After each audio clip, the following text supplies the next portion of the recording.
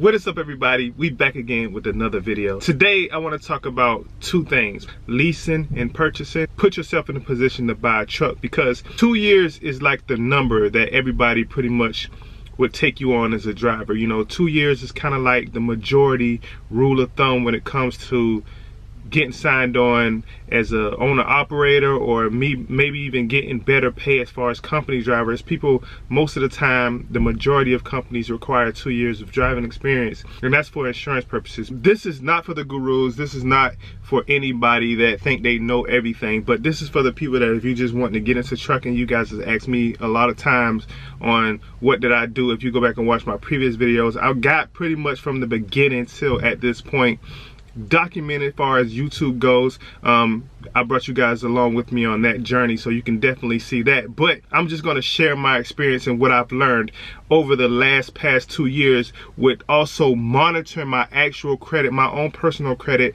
monitoring my activity to see what things that I do or what purchases that I make or decisions that I make, how did it affect my credit throughout this journey. So first, let's talk about your options as far as leasing, because this would decide what route you want to go as far as leasing or purchasing, and what your credit needs to be in order to do one of those options, or to figure out which option, whether it's lease or purchase, will work better for you. Now, I've heard people describe that it's 2, 3, or 4 different type of leasing, but really it's only one. You got lease or you purchase the truck. Now, these different companies have all these different ways that they structure their lease depending on where you lease the truck from. Now, if you do a company lease, which most company leases happen by people who already work for the company as a company driver and decided to try the lease program. Now, these can be great, but the situation with those type of leases is that you can't take the truck with you. Those leases are only for that particular company, and believe it or not, some companies, or they would let you take the truck with you. Like, it just depends on the company, but most will not. How those leases work, and the only reason that I would do that type of lease is if there's no money down involved. Why would a company that I already work for want to take money down from me? That's number one. Number two, if it's a balance at the end of the lease, I wouldn't lease that truck either, because why would I lease a truck that has a balance at the end of it and I had to put money down too? That makes absolutely no sense. A true lease is a lease, right?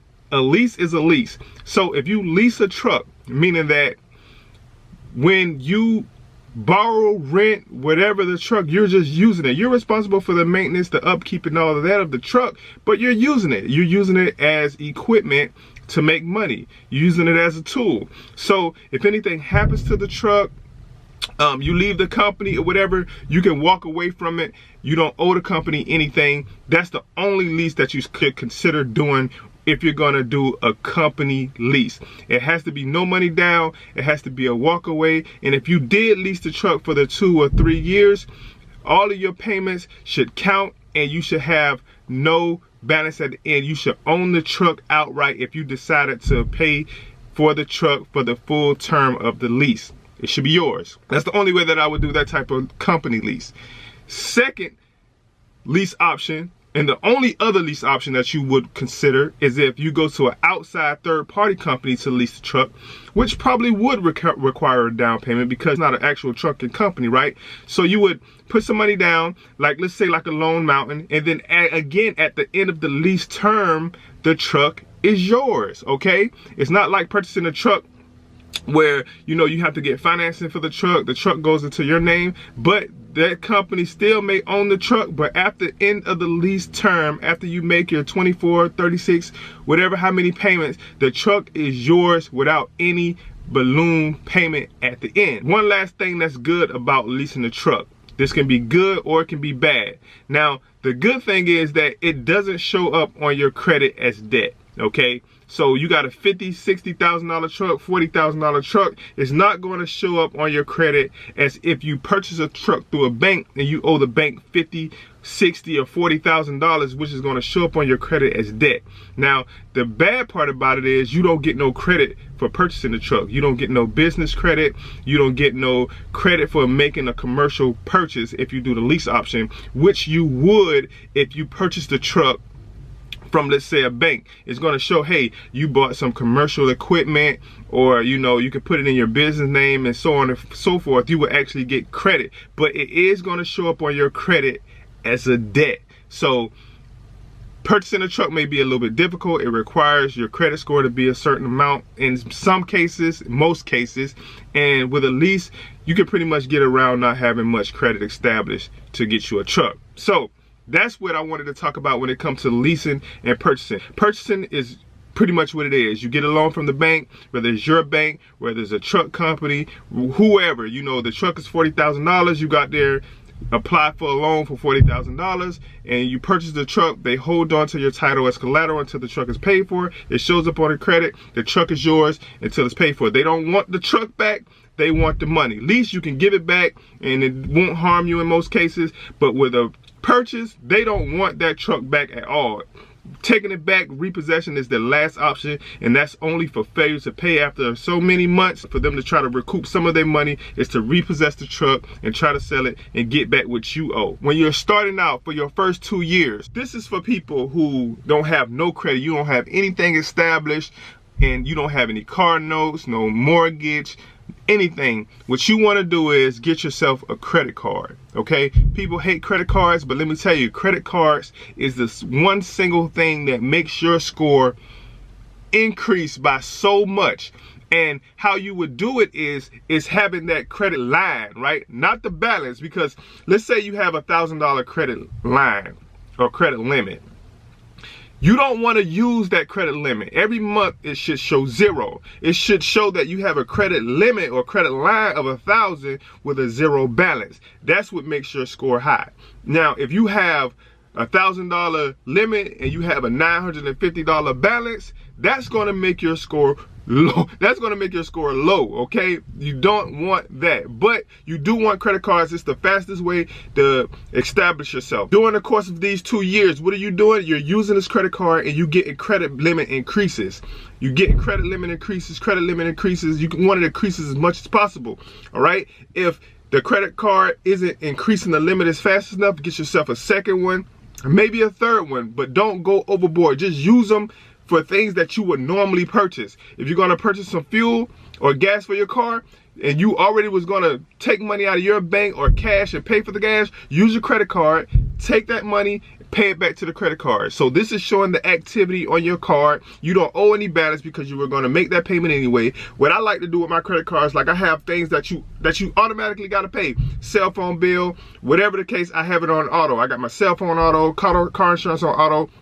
And then once I see that those transactions happen, I take that monthly payment that I was gonna pay to the cell phone people or the car insurance people, and then I just pay it to the credit card. So I have activities on my credit card, and then I'm paying the money back and I'm building credit at the same time. So this is what you guys should be doing. Start building your credit and establishing your credit while you're gaining that 2-year experience mark. Because once you get that, you've been doing this for 2 years now. So once you got the experience, now you have been building credit.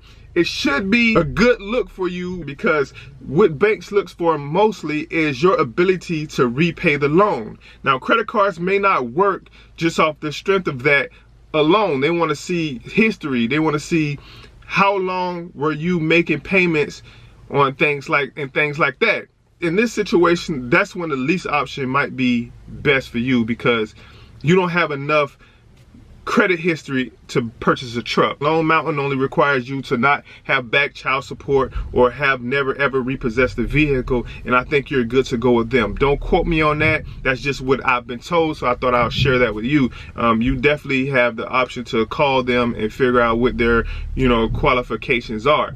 So leasing from your current company shouldn't be an issue at all. They're not even going to check your credit. They're going to take out the monthly payments or weekly payments every single week out of your settlement, and your truck is getting paid for that way. But to start building, I suggest, or I recommend, you have 2 years anyway to gain, or they're going to be looking for 2 years driving experience. Take that time to really start focusing and looking at building your credit in that 2 years.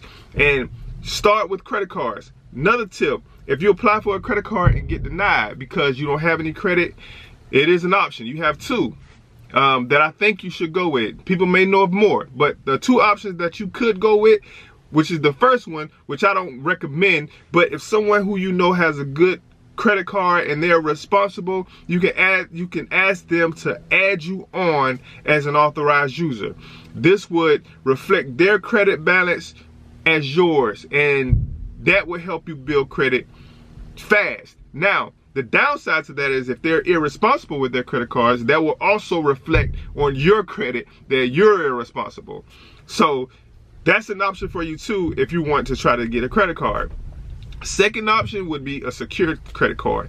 Take $500. I know it sounds like a lot, but take $500 and put it towards a secure credit card. Now the $500 is yours, but when you use the balance of that $500, you have to pay it back. Your balance got to stay at that $500, and then that every single month would put you in position to apply for a legitimate credit card where they will give you the balance, and then now you have both of those. Build from the point of an actual credit card and get you another one and make sure you pay that back. But then in the course of 2 years, you want to build yourself up to about $5,000 in credit limits. If you can get more, but don't spend it like the money is yours. You just want to hold on. You just want that limit. You want that limit. You want to have a credit limit, but showing a zero balance. And this would improve your credit score tremendously. And this is coming from experience on paying attention and watching my activity as far as my credit and knowing exactly what impacts it, what lowers it, and what raises it. You got, let's say, both of your cards with Capital One, who's a good starter company. They're very good if you want to try to start building credit. They kind of like take a look at new people, and they would offer you something. If it's $200, $250 or whatever, they would offer you something as far as a credit line. Okay, so you would start there, and then let's say you're going good with Capital One for 5 or 6 months, you apply for another one through Capital One, because it is possible to have more than one credit card with the same company. Okay, and then from there, after every 6 months or so, they should automatically raise your credit limit without you even asking. They should like raise you from 1,000 to 2,000. But if not, you can always, through the app on your phone, or call them on the automated system and say, you know, I want to request a credit line increase. And then this, from what I've noticed, didn't affect my credit at all. They didn't even do a credit check. It just goes based off of the activity you have with them. So hope this video was helpful, guys. That's what you should be doing while you're gaining your experience and while you're in training and you're going through the motions on just starting out. If your end goal or your focus or part of your goal is to get your own truck, then you need to be looking to get yourself in a good credit situation and start building that. And this is a great way to start. Hope this video was helpful. Thank you guys as always for watching my videos. Like, share, subscribe, and until next time, see you in the next video.